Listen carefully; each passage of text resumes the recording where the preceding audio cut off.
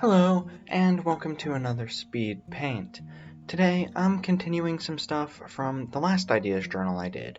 If you haven't watched that, don't worry too much. I just introduced the setting and basic concepts of what happens to players once they enter this world.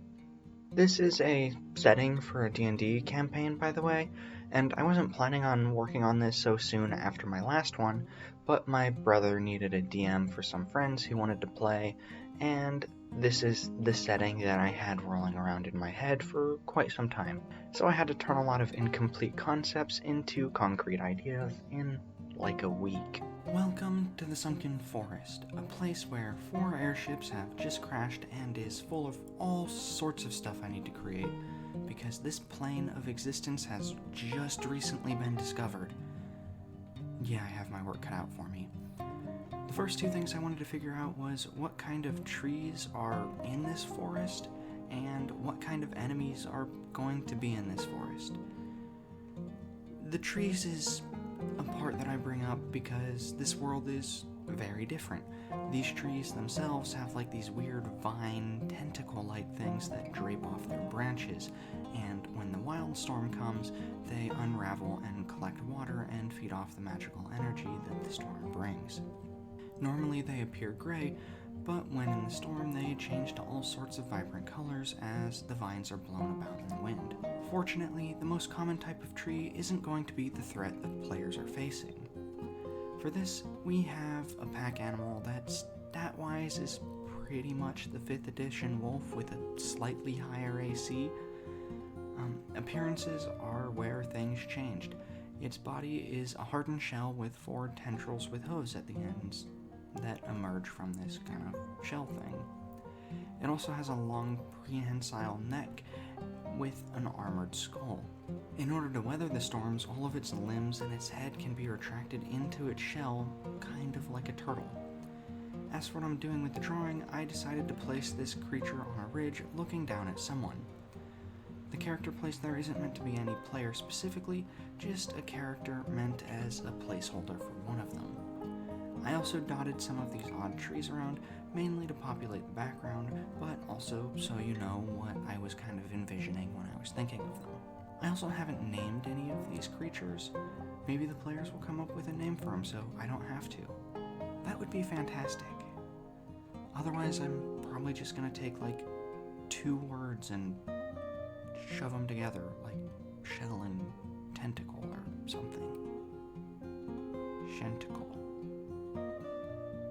Anyways, here you go. That's one drawing done depicting the wildlife. Our next creature lives in the center of the sunken forest, where the ground sinks completely below the ground level, and it becomes a series of caves and tunnels, and actually leading to an abandoned mine for a little bit of foreshadowing for other stuff that's happening in the campaign.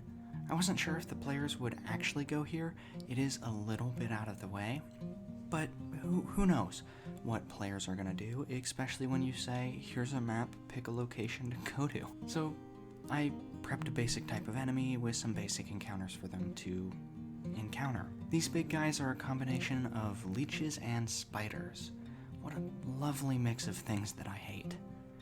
These things mostly hang around underground, but may occasionally head up to the surface.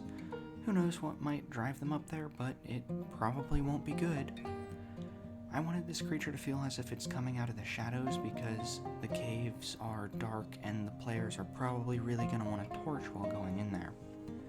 I really wanted the focus of the drawing to be the creature's like toothy maw, and when your eyes try to move down its body, it'll just sort of vanish into the darkness. I gave it 6 legs, but I don't actually know how many legs a spider has. I think it might actually be 8. Whatever, it doesn't matter.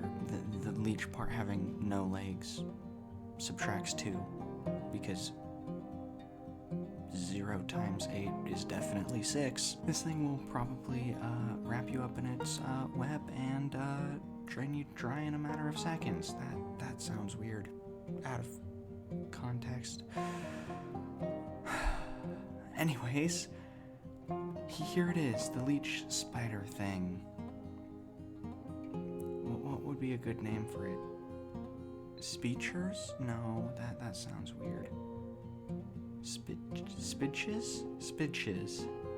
I don't know. It's a work in progress, shoving two words together. The last drawing was actually the first thing I thought of. Why would the players be wandering around this forest instead of waiting for rescue or immediately heading back to the city? Well, past me, that's an excellent question, and the obvious answer is to look for survivors of other ship crashes. The first NPC the players encounter was the survey crew manager, basically the captain of the ship, but, you know, in corpo speak.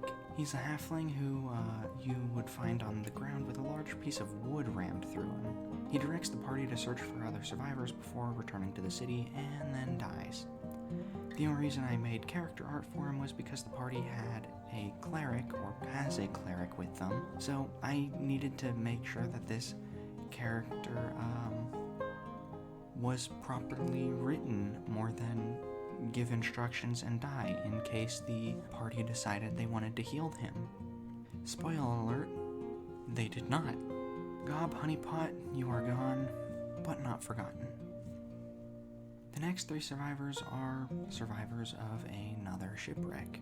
I think it's probably going to be the third shipwreck that they stumble across, because the first shipwreck is meant to be an encounter with the Shenticles. Is that what I call them? The Shenticle? Yeah, I think that's what I called them.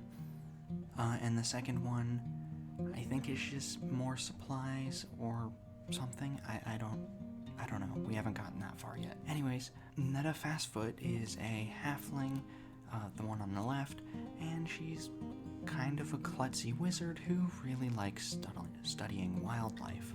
In the middle, who is currently being stood on by Gob, is Woodjar. He is a big, strong hobgoblin who is not the sharpest tool in the toolbox thingy. Lastly, we have Cutter. She's Kenku. Her personality could basically be summed up as a chaos gremlin. The party has yet to run into these three, and who knows if they'll even survive that long, or if they'll choose to go to that ship. And if they do, will they survive the rest of the forest? Who knows? Anyways, here's these four little characters. Rest in peace, Gob. Rest in peace. Alright, thanks for sticking around to the end of the video. I do have a few more creatures and plants and non-hostile stuff that I have to come up with, but I probably won't be making a drawing for those in a video, unless if people want to see that. If you do, I guess just let me know. Leave a like if you enjoyed this video, and subscribe if you're new here. Thank you for watching. Bye.